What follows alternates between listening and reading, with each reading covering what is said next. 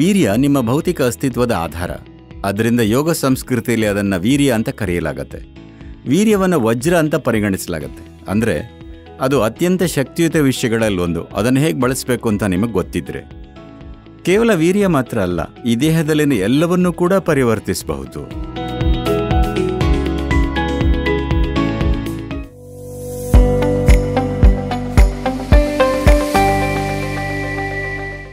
ಸದ್ಗುರು, ಸಾಮಾಜಿಕ ಮಾಧ್ಯಮದ 2ನೇ ಪ್ರಶ್ನೆ. ಆರ್ಯನ್ ಸೇನ್ ಅವರು ಈ ಪ್ರಶ್ನೆ ಕೇಳ್ತಿದ್ದಾರೆ.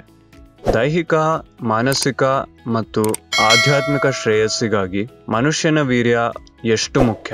ನಮ್ಮ ವೀರ್ಯವನ್ನು ವ್ಯರ್ಥ ಮಾಡುವುದರಿಂದ ನಮಗೆ ಆಧ್ಯಾತ್ಮಿಕವಾಗಿ ಹಾನಿಯಾಗುತ್ತಾ? ನಿಮಗೆ ಗೊತ್ತಿರೋ ಹಾಗೆ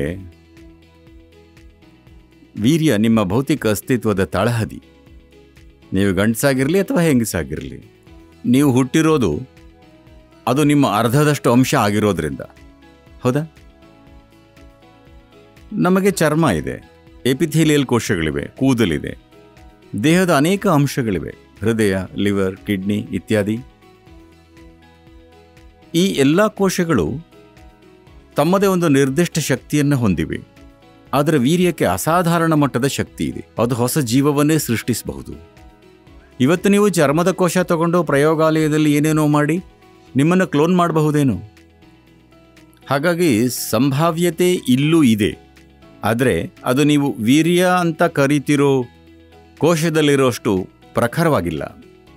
So in the yogic culture this is called as virya. ಯೋಗ ಸಂಸ್ಕೃತಿಯಲ್ಲಿ ಇದನ್ನು ವೀರ್ಯ ಅಂತಾರೆ. ವೀರ್ಯ ಅಂದರೆ ವಜ್ರ ಅಂತನೂ ಅರ್ಥ ಇದೆ. ಅದರ ಅರ್ಥ ಸ್ಥಿರತೆ.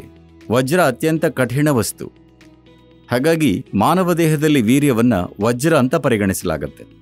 ಅಂದರೆ ಅದು ಅತ್ಯಂತ ಶಕ್ತಿಯುತ ವಿಷಯಗಳಲ್ಲಿ ಒಂದು. ಅದನ್ನು ಹೇಗೆ ಬಳಸಬೇಕು ಅಂತ ಗೊತ್ತಿದ್ರೆ. ಹೇಗೆ ಬಳಸೋದು ಅಂದಾಗ ಅದರಿಂದ ಮಗು ಹುಟ್ಟಿಸ್ಬೋದು, ಅದೊಂದು ರೀತಿ. ಈ ಪ್ರಶ್ನೆ ಬರ್ತಿರೋದು ಯಾಕಂದರೆ ನೀವು ಅದನ್ನು JNU ಬೆಡ್ಶೀಟ್ಗಳ ಮೇಲೆ ಚೆಲ್ಲೋದಕ್ಕೆ ಬಳಸ್ತಿದ್ದೀರಾ. ಓಕೆ. ನೀವು ಅದನ್ನು ಹಾಗೆ ಬಳಸ್ತಿದ್ರೆ ಅದು ನಿಮ್ಮ ವಿವಶತೆ. ಏನೋ ಮಾಡ್ತಿದ್ದೀರಾ. ಇದನ್ನು ನೈತಿಕ ದೃಷ್ಟಿಯಿಂದ ನೋಡ್ತಿಲ್ಲ.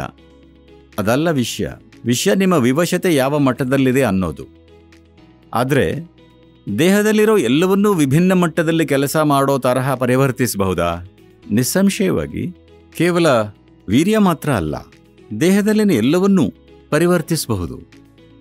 ನೋಡಿ, ಒಂದು ವೇಳೆ ನಾನು ನಿಮಗೆಲ್ಲರಿಗೂ ಒಂದೇ ಥರದ ಸೂಪ್ ಮಾಡೋ ಪದಾರ್ಥಗಳನ್ನು ಕೊಡ್ತೀನಿ ಅಂದ್ಕೊಳ್ಳೋಣ. ನೀವೆಲ್ಲರೂ ಒಂದೇ ರೀತಿಯ ಸೂಪು ತಯಾರಿಸ್ತೀರಾ ಅನಿಸುತ್ತಾ? ಇಲ್ಲ. ನೀವು 500 ಬಗೆಯ ಸೂಪ್ ತಯಾರಿಸ್ತೀರ. ಅದೇ ಪದಾರ್ಥಗಳು ನಮ್ಮ ಜೊತೆ ಆಗಿರೋದು ಅಷ್ಟೇ. ನಾವೆಲ್ಲರೂ ಮೂಲಭೂತವಾಗಿ ಅದೇ ಪದಾರ್ಥ. ಆದರೆ ನಾವೆಲ್ಲರೂ ಎಷ್ಟು ವಿಭಿನ್ನವಾಗಿದ್ದೀವಿ ನೋಡಿ. ಬೇರೆ ಬೇರೆ ಸೂಪ್ಗಳು. ನಾನು ನಿಮಗೆ ಸೂಪ್ ಮಾಡೋ ಪದಾರ್ಥಗಳನ್ನು ಕೊಟ್ಟರೆ ನೀವು ಒಳ್ಳೆ ಸೂಪ್ ಅಥವಾ ಕಳಪೆ ಸೂಪ್ ತಯಾರಿಸ್ಬೋದು. ಅದು ನಿಮ್ಮ ಕೌಶಲವನ್ನು ಅವಲಂಬಿಸಿರುತ್ತೆ ಅಲ್ವಾ? ಇದು ಎಲ್ಲದಕ್ಕೂ ಅನ್ವಯಿಸುತ್ತೆ, ವೀರ್ಯಕ್ಕೆ ಮಾತ್ರ ಅಲ್ಲ. ನಿಮ್ಮ ದೇಹದ ಮತ್ತು ಮನಸ್ಸಿನ ಪ್ರತಿಯೊಂದು ಆಯಾಮವನ್ನು ನೀವು ಪ್ರಚಂಡವಾಗಿ ಪರಿವರ್ತಿಸಬಹುದು, ಅಥವಾ ಅದನ್ನು ಸುಮಾರಾಗಿ ಇಡಬಹುದು, ಅಥವಾ ಗಂಭೀರ ಸಮಸ್ಯೆಯಾಗಿಸಬಹುದು. ನಿಮ್ಮ ಜೀವನದ ಪ್ರತಿಯೊಂದು ಅಂಶವನ್ನು ಅದು ಜೀವನದ ಈ ಅಂಶಕ್ಕೂ ಅನ್ವಯಿಸುತ್ತೆ. ಅದೇ ಶಕ್ತಿ. ನೋಡಿ, ಜನ ಇದನ್ನು ಅಕ್ಷರಶಃ ಅನುವಾದ ಮಾಡ್ತಿದ್ದಾರೆ.